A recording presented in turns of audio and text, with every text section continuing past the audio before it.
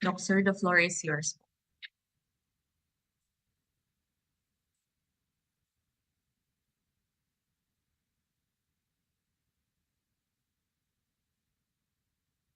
Hello, Sir. Yes, hello.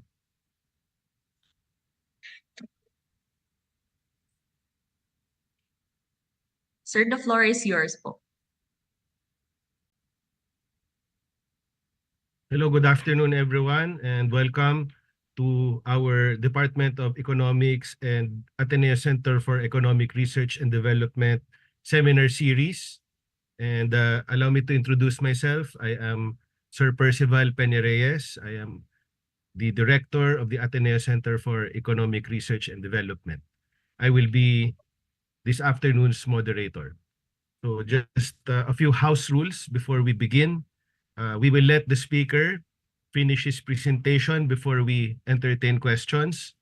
To the Zoom participants, please stay muted and stop sharing your video during the duration of the presentation. During Q&A, please virtually raise your hand and wait to be acknowledged. You may unmute and show yourself when asking your question. Participants on YouTube, please post their question in the comments section. Slides, videos, and other materials from the seminar are posted on our website only when the speaker gives his consent for sharing them. So let me introduce our esteemed guest. Our speaker is Dr. Gonzalo Varela. He is the lead economist and the program leader for EFI in the Philippines, Malaysia, Thailand, and Brunei. He specializes in open macro and international economics. Previously, he led the trade and growth engagement of the World Bank in Pakistan and acting as a focal point for Maldives, Nepal, and Sri Lanka. He has more than 15 years of experience in policy advisory, policymaking, operations, and research.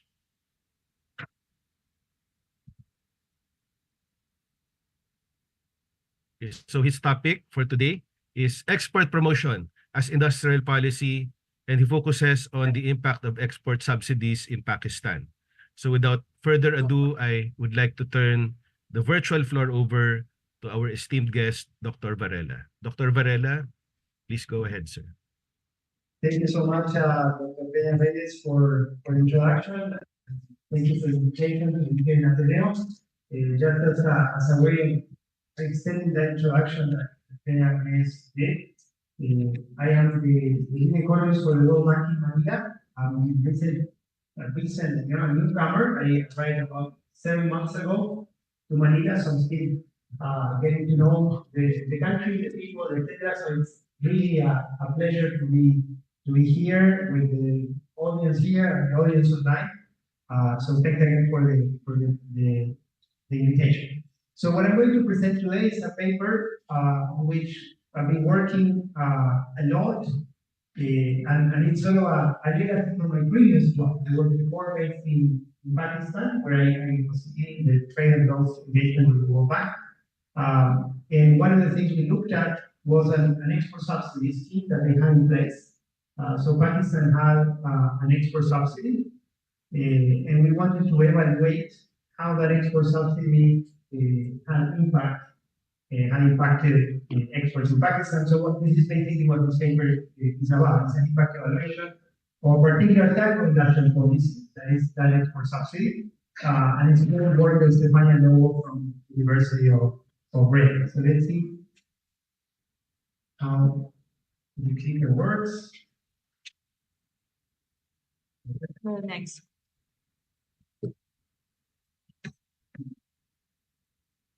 Okay.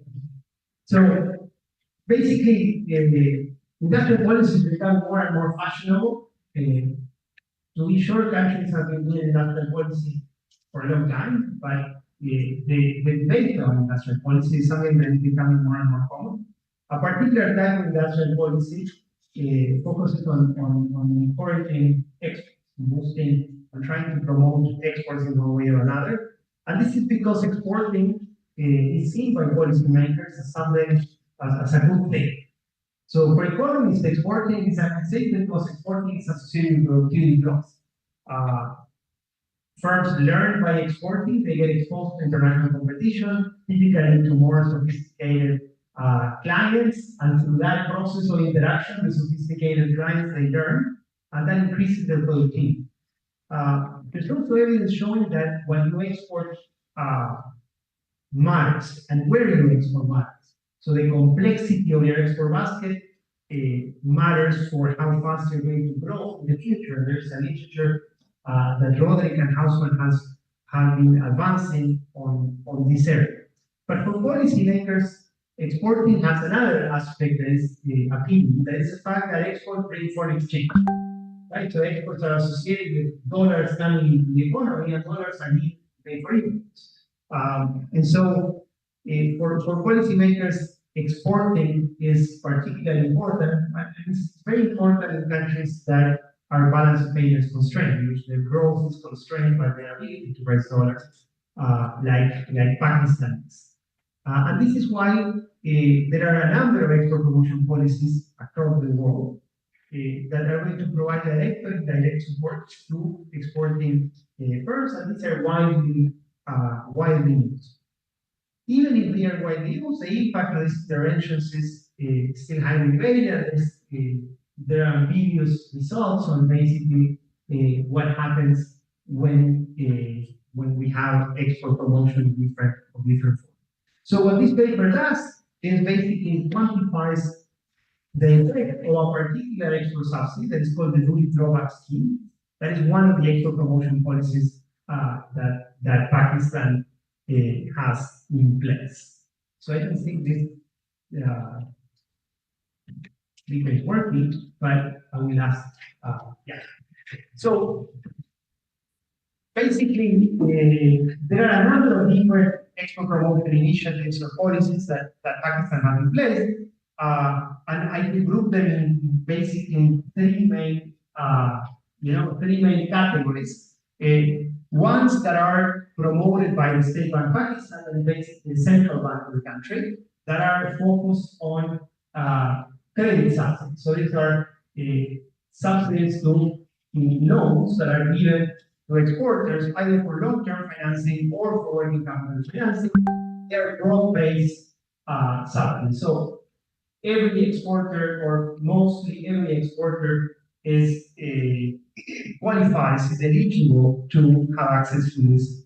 They have the other type of export promotion policy that is run by the Federal Board of Revenue, that is your BIR, let's say, right? That basically they have the form of what internationally is known as a duty drawback scheme. An exporter imports raw materials or intermediate goods, produce the export of a product, pays import duties on those intermediates, and then the Board of Revenue refunds these import duties as long as these intermediates are used to produce the export product. That's what WTO acknowledged as a duty drawback scheme, and those subsidies are permitted under WTO rules. Pakistan runs them quite inefficiently, very difficult to get the refunds, but the jure they're in place. Now, the Ministry of Commerce has a different set of export subsidies that they are confusingly also called duty drawbacks, but they are not really duty drawbacks. That's the name, but in practice, what they are is just an export subsidy. It's an export subsidy that is only available for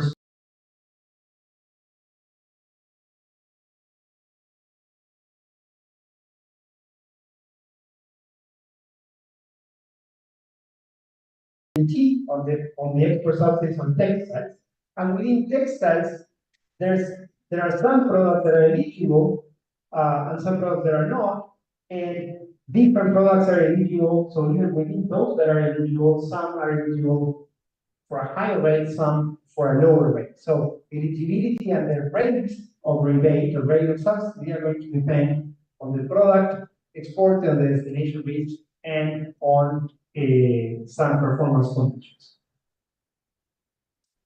Now, what we see with this export subsidy is that, again, there's targeting, so some products are eligible, some products are not. The rates have changed over time, but interestingly or usefully for the researcher, the ranking across products has remained the same. So even if the rates of subsidy have changed over time, those products that received a high rate, say in 2015, are the same products that received the highest rate in 2020. So garments are the products that receive the highest rates across the years. Made-ups that are a particular type of textiles, chapters 56, 57, 63 under the HS classification, receive a medium subsidy. Processed fabrics are low, fabric yarn very low and only in 2 years, 2017 and 2018. And then you have a bunch of products that are within the textile categories that are non-eligible, right? So the subsidy starts basically in 2015. So we have a before and after there. Before you have a scheme with the same name, but actually the budget allocated is virtually zero, and the payments to exporters do not happen. So what we have is that we have a before and after there, because it's from 2015, see that these subsidies start scaling up in terms of budget and in terms of payments. So again, the conditions for these subsidies are reviewed frequently. Now, the ranking in terms of the rates remains stable over time. Garments, the highest, made-ups, then processed fabrics, then fabric yarn, and then those that receive zero. Next. Okay, so what we're going to do is we're going to use data. We're going to use three different types of data. We're going to use product level data at 8 digits from the Ministry of Commerce of Pakistan. This is going to be for the Pakistan specific analysis. Then we're going to use 6-digit data, HS6 data, for Pakistan and comparator countries, and that's going to be the analysis that we're going to do when we compare the performance of Pakistan internationally. And then we're going to also use exporters transactions data from customs. So this is at the level of the firm that exports, with data at the product level at 6 digits. That is going to allow us to identify some mechanisms that underlie the effects that we're going to unveil and that I'm going to discuss a little bit more specifically in the next slides. So just to give you a snapshot of the data. So the first thing that, when we looked at what was happening with exports of these textile products that get subsidies to a different extent and those that do not get the subsidies. So what we see, and remember again, 2015 is the point where the subsidy scheme starts ramping up, right? So what you see is that there are certain products that have a stable trend, even before and after the subsidy, particularly those in blue, that is the bottom line, that those are the products that are not eligible for the subsidy. Those that receive the low rate, that are the ones in yellow, the processed textile that receive a low rate. And then you have those that receive a very low rate, that are the ones in purple. And you see that they have an upward trend up to 2014, and then you see a decline from 2015 onwards. You have the made-ups that receive a medium rate that show an increase pre-treatment and a stability thereafter. And then you have garments that are the ones that receive the highest rate of subsidy. That what you see there is that you see an increase post subsidy. So this is just a snapshot, right, of the data that is raising a flag that is suggesting that you have heterogeneous performance of these different groups of products within the textile category. And it happens that those that are receiving the highest subsidy tend to perform much better than those that are, particularly those that are receiving a low rate. And so we wanted to understand a little bit whether this was attributable or not to the subsidy, and understand what are the mechanisms and what we see here. So next. So what we did first was to say, okay, let's compare, because we did that basically, if we want to evaluate the effect of the subsidy, what we did is to need a counterfactual that allows us to say, can we compare the evolution of these treated groups, the groups that are subject to subsidies, with, I mean, the impossible question to answer is what would have happened with the exports of these products had this subsidy not been in place? But the subsidy was in place, and we cannot answer that question. So we need to get closer to that, to answer that impossible question. And to do that, what we do is we try to build a counterfactual, right? The counterfactual is let's try to compare the performance of exports of the treated versus those that could be to some extent comparable to that. So what we do here in these charts basically is show for garments, we compare the performance of garments versus non-eligible products, of made-ups versus non-eligible, of processed versus non-eligible, fabric yarn versus non-eligible, and garments versus all other. Remember, garments are the ones with the highest rate of subsidy. Made-ups are the ones that receive the next highest. Processed low, fabric yarn very low, right? So that's the right. So what we want to check is if the performance before the subsidy between these two groups is comparable. So we want we want to test for pre-trends, right? To see if we have parallel trends. So if the trends of the treated and the untreated, so the eligible and the non-eligible, before the subsidy was in place, if those trends are seen, right? If we can not reject parallel trends. So basically, these are event studies, and what you can see in the event studies is that we cannot reject that the pre-trends are common, are parallel. Particularly when we compare garments versus all others, but actually in all of these cases.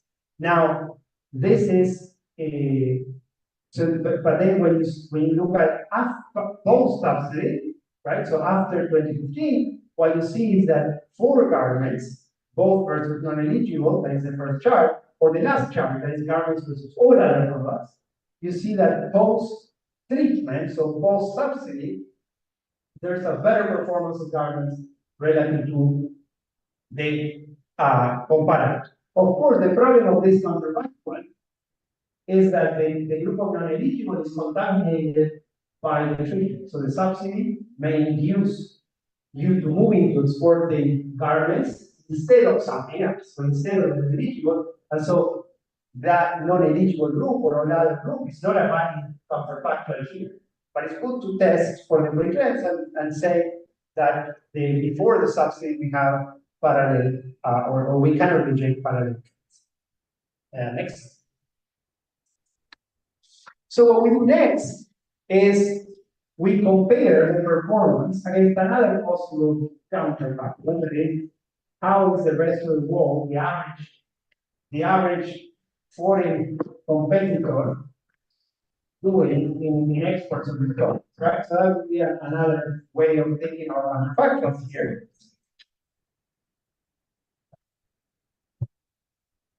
And what we see is sort of a similar story. Remember, again, these are ranked by level of subsidy. So for garments, what we see is that Pakistan, that is in blue, is doing better than the world that is in pink, red. In made-ups, is doing a little bit better, but just a tiny bit better. In process and in fabric yarn and in the non-eligible products, it's doing much worse. So that's another way of having a counterfactual compared to what is happening in the world.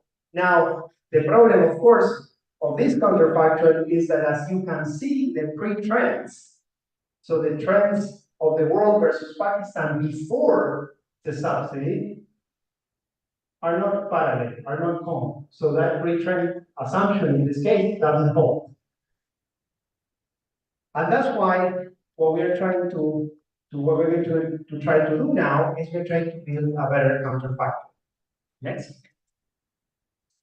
And to build this better counterfactual, what we're going to do is we're going to create a Frankenstein. A Frankenstein that is going to be a control group. So this control group is going to be basically, we're going to use a method that is called synthetic control method.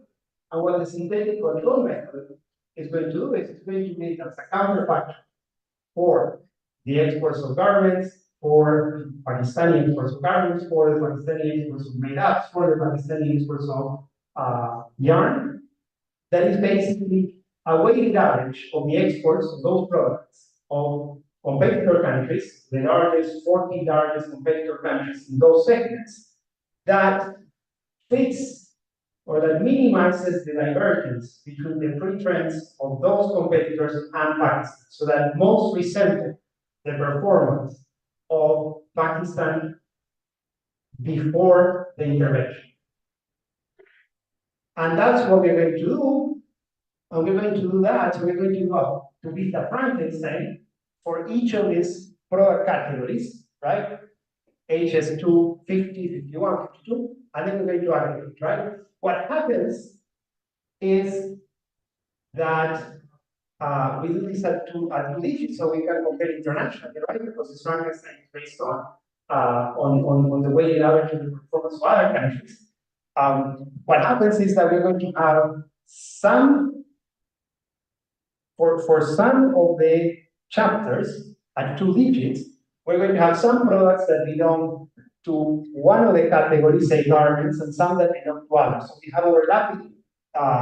So we have categories with overlapping groups.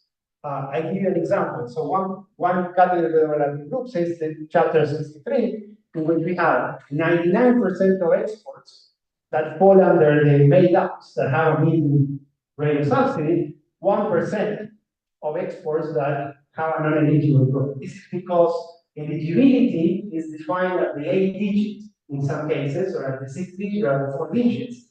And so you may have some products that are eligible for the high rate, and some products that are not eligible at all, right?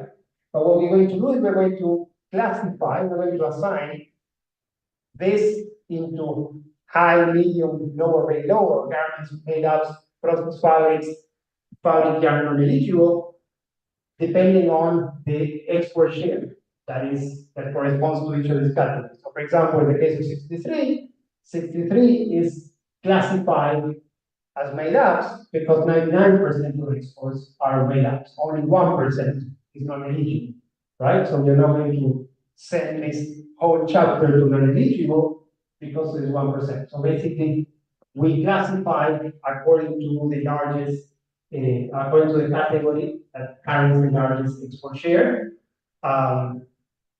Next. And then basically what we do is we optimally weight countries to match the exposure trends, as I mentioned. So we did this Frankenstein using a pool of donors, basically a pool of countries.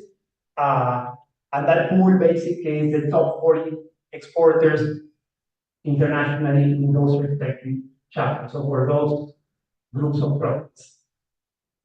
So there you can see the maps that identify what are the main donors for each of these groups. Next. And so once we conduct the synthetic, we compare the performance of Pakistan versus the synthetic, and we aggregate. And when we aggregate, what we see is that the average effect, so the average treatment effect that we identify for this export subsidy is of an increasing 1.9% over the period of 2015-2019. Right? So the synthetic, the evolution of the synthetic is what you can see in the last line in red, and Pakistan is in blue. So basically what we are saying is that the export subsidy led to an increase in exports of the treated exports by 1.9% over this period due to the subsidy. Now, if you take into consideration how much was spent in the subsidy, you do a back of the envelope cost benefit, what you see is that for each dollar that the government of Pakistan spends in giving that handout to the exporters, it got $1.1 back in foreign exchange. So it's a pretty expensive subsidy, particularly given that it's not that the government gives the $1.1, right? and 1.1 are dollars that go to the exporters, right? And then exporters may pay taxes out of that, and that's going to be a small fraction. So the cost benefit is suggesting that this is quite an expensive subsidy. The effect is positive, well determined, but quite small. Next. Now, if you open up, so instead of looking at aggregate, look by product category, what you see is that the effect that we identified, that 1.9% increase, is actually driven by garments that do see a large increase. And here again, remember, Pakistan is in blue, and the synthetic controls, or the control group, is in pink, is the dashed line in pink. So the fact that for garments, Pakistan is about synthetic means that basically what the synthetic is telling you is what would have happened to the exports of that group had there not been a subsidy. And what we see is that there's a gap that is positive for Pakistan in the case of garments. So those with high rate saw a large increase because of subsidy. Those with medium saw a small increase. Those with low rate saw no effect. And the very low actually did worse than the synthetic. So the positive overall effect is mostly due by high rate garments to a lower extent, but made up textiles exclusively. Next. Now, the interesting thing here is that when we think about industrial policy, right? When we think about industrial policy, in general, what we see is governments that are trying to intervene to basically change the allocation of resources that the market naturally have in favor of an objective that is sustainable growth and development. Typically, what they go for is to make more complex, for example, the production structure. So in the Philippines, they are talking about,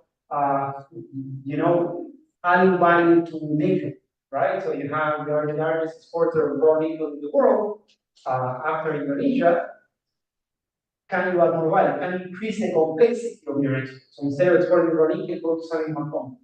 So if that was an objective of this industrial policy or this export subsidy, one would expect that those products that receive the highest rate are those that are the most complex or the most sophisticated.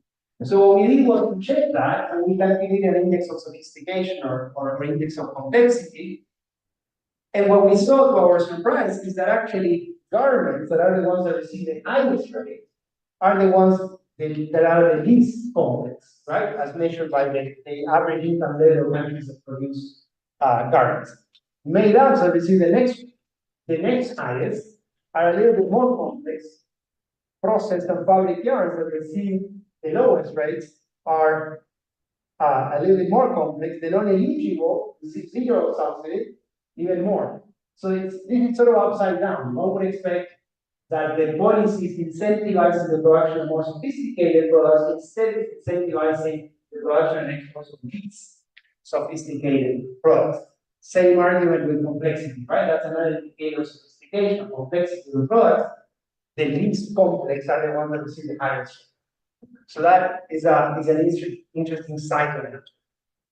Now, what we wanted to understand a little bit better is what is driving the effect. So what we saw in the data was that there's an increase because of the subsidy in exports, that this increase is driven by a particular group of products, that is garments, that there seems to be a reallocation of products into garments and a reduction of others. And so what we wanted to understand is what are the mechanisms that underlie these effects. So is it because the same exporters export more? Is it because we get new exporters? Is it because new old exporters leave the market? So the first thing that we checked is the role of entry and exit into this effect. So here we use exporters transactions data. And so we checked firms that specialize in exporting high-rate products and firms that specialize in exporting low-rate products, right? And so we saw, so what did we see here? So what we saw is, first, is that incumbents, so incumbents after the subsidy, so post-subsidy, you see an increase in specialization in high-rate products and a decrease in specialization in low-rate. And what you also see when you do a different deep dive, when we interact entrant and post, so entrant subsidy, yeah, what you see is a decline in specialization post subsidy of new exporters that are specialized in low rate, right? So you see less entrants into low rate products. No effect on the high rate, but yes, that negative effect on the low rate. So the subsidy, in a way, is changing up the composition of exporters. You're going to see through entry, so new firms entering the export sector, what you're going to see is more firms specializing in high rates, less firms specializing in low rates. When you look at the exit, so which firms exit the export market, you see a similar pattern, but better identified. So if you look at the interaction exiter post, what you see is that post subsidy, once the subsidy is introduced, right, you see a lower exit rate of higher rate of those that specialize in high rate. So those that are receiving higher subsidy exit less, right, after the subsidy is introduced. Those that are specialized in the low rate exit more after subsidy is introduced. So the subsidy, one of the mechanisms through which we see that effect on aggregate of 1.9% increase is through entry and exits, through a change in the composition of exporters.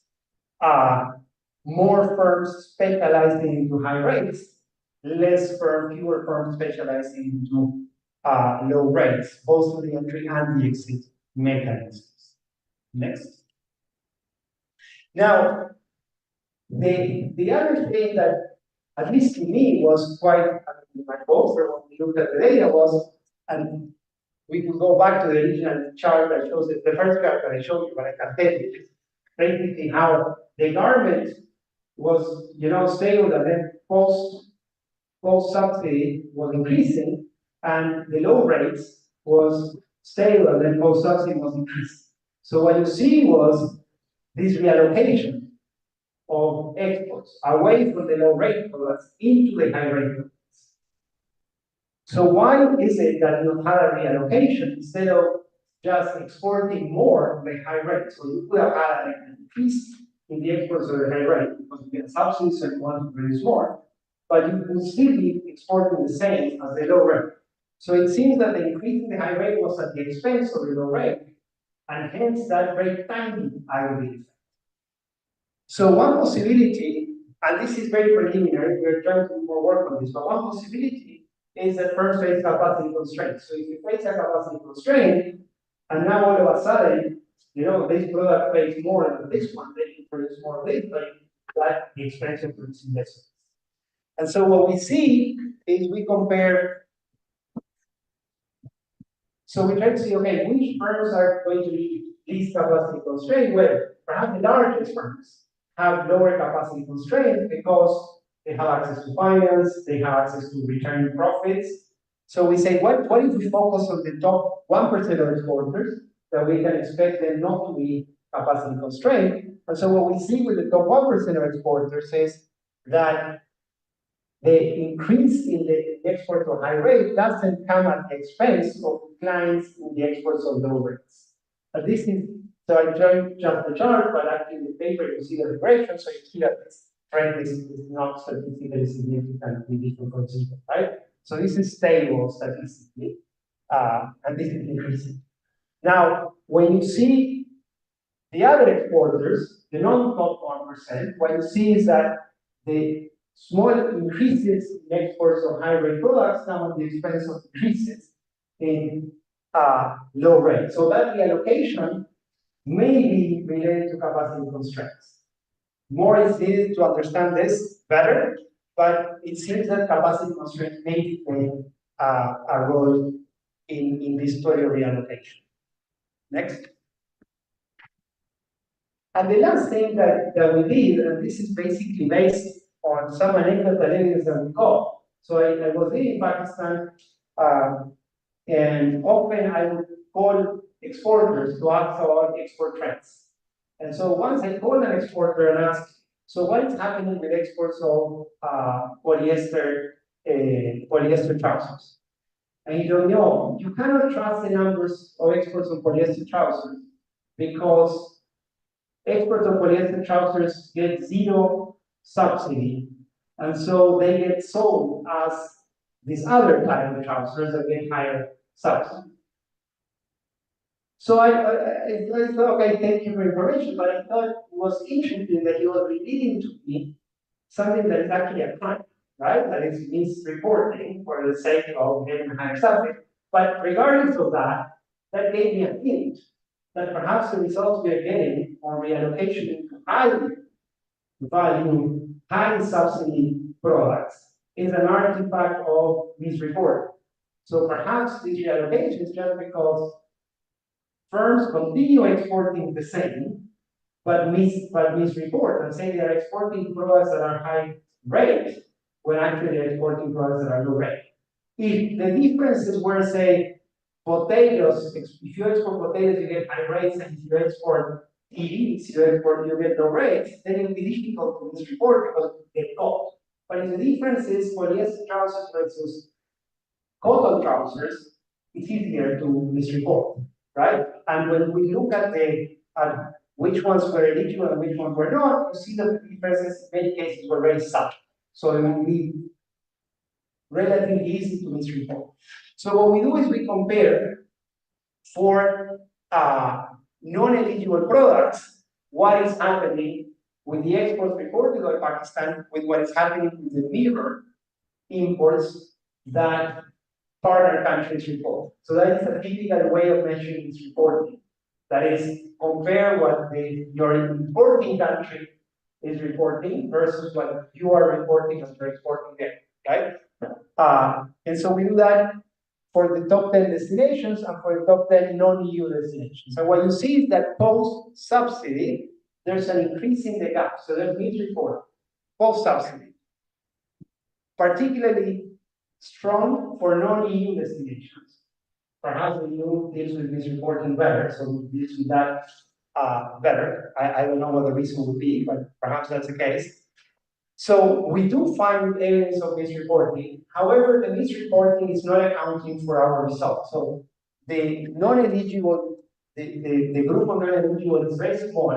So this misreporting accounts for a small part of the effect. So even taking that out, we will still see an increase. But it's interesting to see that actually misreporting is part of it seems to be part of the story.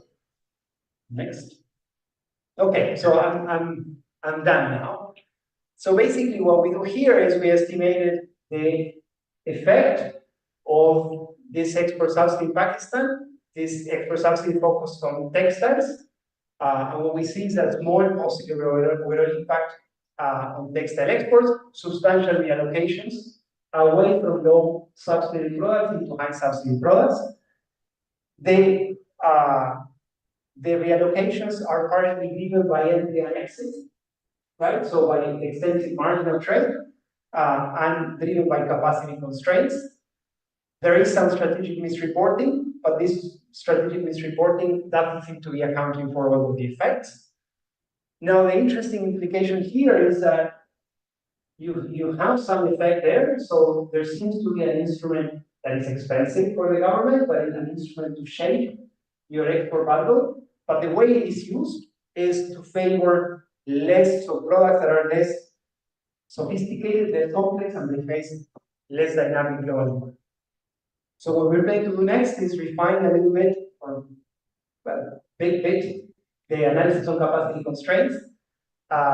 Also the study on universal uptake. So not all firms that are eligible to get the rebate. So there's a study there that large exporters are more likely to apply for the rebate. Part is because the fixed cost of dealing with the complexity are lower in terms of average for them as they're larger. So that is the next steps in the analysis. With this, I'll stop and happy to have a conversation. Thank you.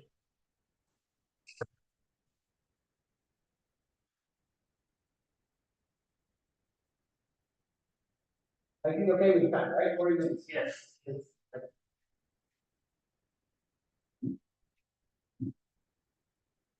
And I'm gonna get some water. Okay. Sir. All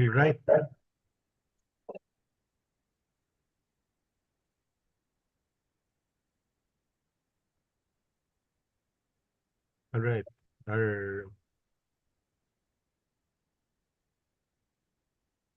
All right. Thank you very much, Dr. Varela, for that very interesting presentation.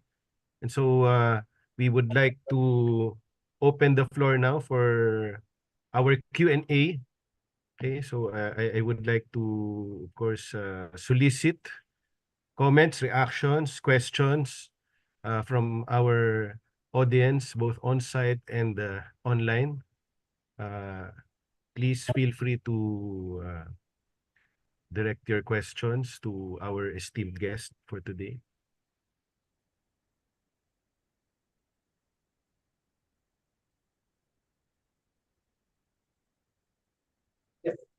So the rate of subsidy increased over a period of 50 years and then decreased over a period of a few more years. But the divergence for garments between exports and benchmark, it continued to widen even when the subsidy declined. Is the idea that once they trigger this reaction, the production continues? So that's a good question. So the first thing is that the rates do change over time, but the ranking remains in terms of those that receive the highest rate, continue receiving the highest rate among the different groups within textiles for all of the period. So even if the rates move, the ranking remains. But it's true that, and if you look at the results on entry and exit, what it seems to be happening is that the subsidy is changing the composition of the exporters.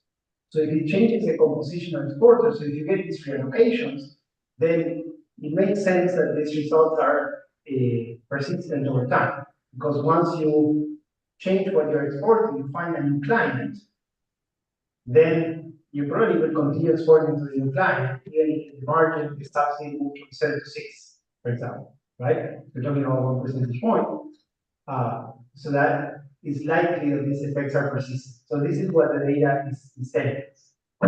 Yeah. So the costliness increased at first, but then decreased, right? And you just showed us one cost effectiveness ratio. That's true. That's true. So you could calculate the cost. So that cost benefit, you could do it by year. And it's true that as the subsidy rate falls, then if that gap increased, as you were pointing out, and that would mean a better cost benefit for the government. That is true.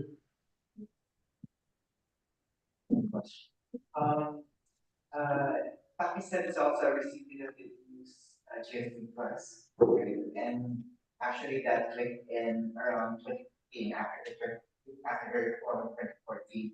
So and 70% of Pakistan's export is actually textile. So how do you disentangle that? And then second question, there's also I mean with the one-street allocations, you're saying that um, firms were moving from the lower rate to the higher rate. And is it correct to say that the higher rate ones are, but previously you also mentioned that the higher rate export, textile exports are also the lower complex ones? Is that right? So can you also say that that the real with the real allocations of firms, export firms were moving from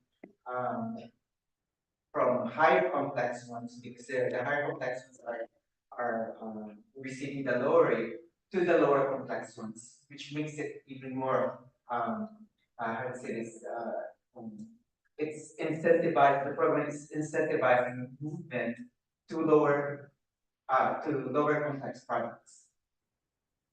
So, Yeah, so two parts to your question, right? The first one is a very good point, and actually, we had a reviewer that made the same point on the GSP plus. So then what we did was we did a robustness which we exclude Europe. So what happens with this analysis if you take exports to non-EU, so non-GSP country? And the results hold. So that we have that in the robustness to the paper. So I didn't show that, but it's a good point. We got the same, so we have to do everything to check because it's an interesting point. That one of GSP.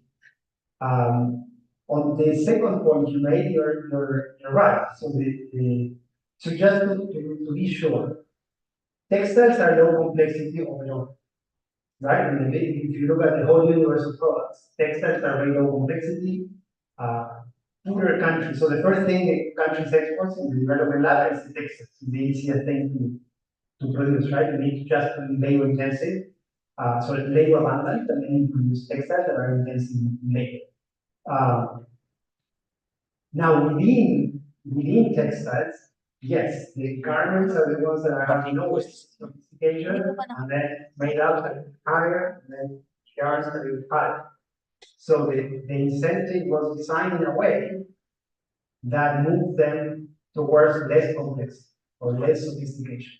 So that is an unintended consequence of it. I mean, I don't say definitely the government was not trying to decrease the complexity of its export control, but the design of the incentive was done that way. In fact, we were the reason why we started this analysis was because we were engaging the government in helping them redesign the scheme.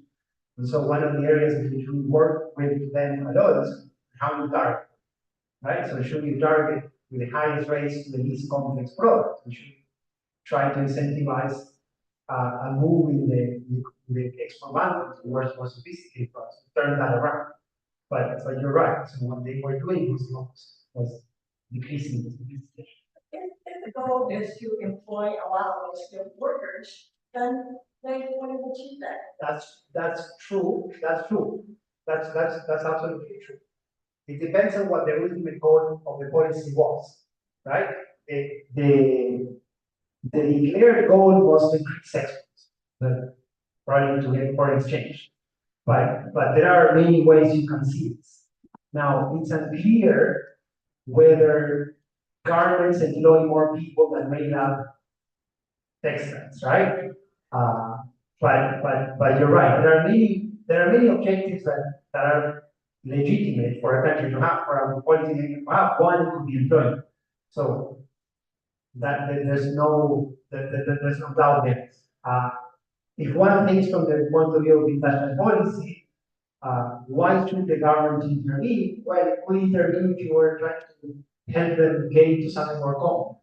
But if you want them just to continue what they're doing or something that's relatively simple, perhaps there's no need for intervention. Or perhaps there is, and that's what I understand that that question is complex and that there are multiple objectives. One will be jobs. Again, it's not clear whether one group category is more labor intensive than the other, but perhaps your point is right. We just wanted to point to the sophistication and how that was in exactly the opposite direction of that.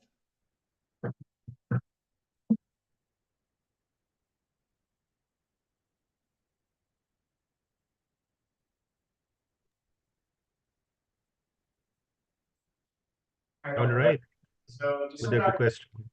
is the duty drawback scheme unique to Pakistan, or is it also implemented one way or another, or at least a more legitimate form of a more direct form of export subsidy for the 40 other economy, top 40 exporters of the garments? And because the method, the Pakistan method you showed is actually interesting, might have also other applications and trade questions. But I'm also wondering whether, for example, since we're considering an aggregate of 14 countries. With the differences in their other trade policies, like for example, rules of origin in their destination economies, might it have an other impact that might cause a deviation between the trends observed in Pakistan and the other economies? Yeah, that's a very good point. I think what the synthetic control method does there to address that concern is matching the before, so the before the scheme is implemented, right? So that before period, treatment. So you construct the synthetic by matching that pre-trend, by having something that resembles as much as possible to Pakistan without subsidy, right? So that weighted average, by matching the pre-trend is eliminating the sort of biases that you may have if you were looking instead at one single comparator, right? So if instead of uh, looking at the synthetic, that is a weighted average reporting that matches the pre-trends behavior, you were looking at one control, say in our country, maybe Turkey, then we would need to look at, okay, what is Turkey doing in terms of trade policy? Is it the subsidy or not? Subsidy in which direction? How does that compare? But the method, the beauty of the method, or the way the method is designed is that by matching the pre-trend behavior and doing a weighted average with 40 top donors, you're doing away, you're taking out all these idiosyncratic effects that come into the system.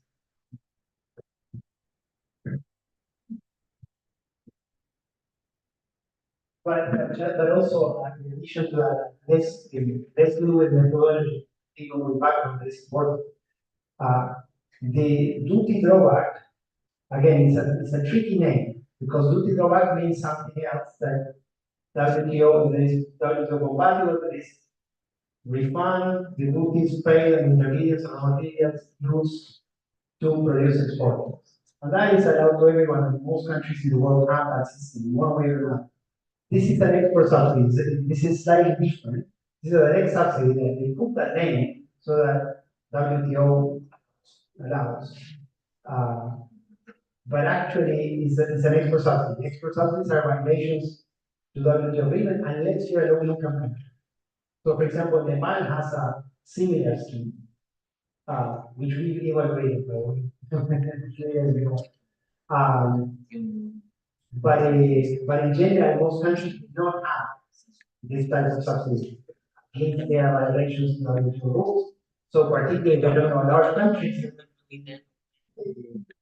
they're going to be brought to abandon the WTO by a competitor.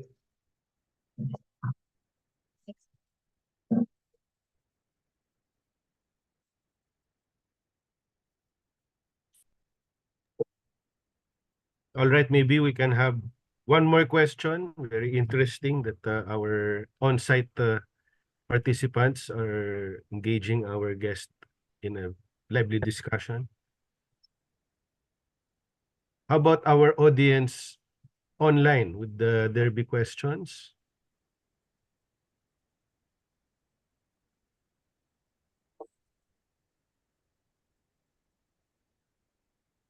All right, I think we have already, yeah, last call for questions. Okay, so with that, it seems that we don't have any more questions. Dr. Varela, thank you very much again for gracing us with your presence, sharing your knowledge with us. So I would like to take this opportunity for some reminders. So please, everyone, I would like to invite you to visit our website for materials from previous seminars. So they are flashed here, economics seminar series. So we will be posting these materials, of course, with the permission of our esteemed guest. And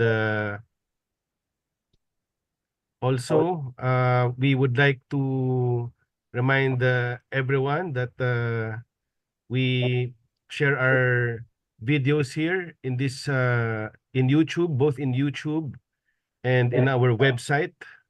We also have a Facebook page at the Economics Department at Ateneo Loyola Schools. And about our certificates, okay? You may request a certificate if you wish. If you want to get a certificate of attendance from the Ateneo Center for Economic Research and Development, there is a request form for this certificate. Please find that here in this link. And this request form will be open for a limited time only. So please email us to request for a certificate.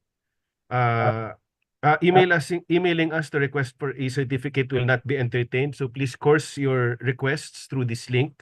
Certificates will only be given to those who attend via Zoom and who accomplish this request form. This is for our control. And for those who successfully completed the request form, please wait for a scheduled release of the certificate. So I think we also have a list of our upcoming seminars. So there will be another one next week, if I'm not mistaken. So perhaps we could also flash the succeeding seminars. Okay.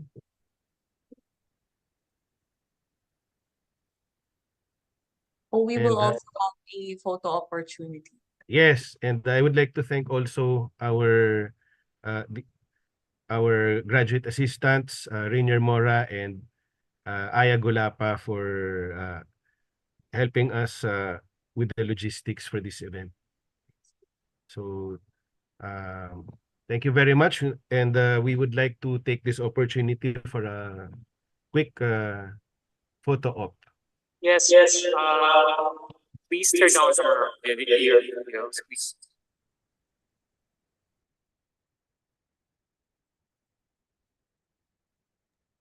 For our participants via Zoom, we would like to invite you to open your video cameras for the quick photo opportunity. Thank you.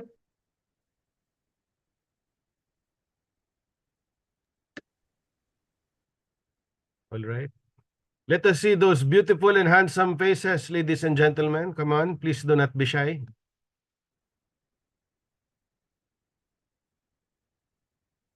One, two. One, two. Okay, All right. Again, Dr. Varela, thank you very much for sharing your knowledge with us. It has been a pleasure. And to everyone who attended, thank you very much. We hope that you learned much, and see you in the next seminar series. God bless you all.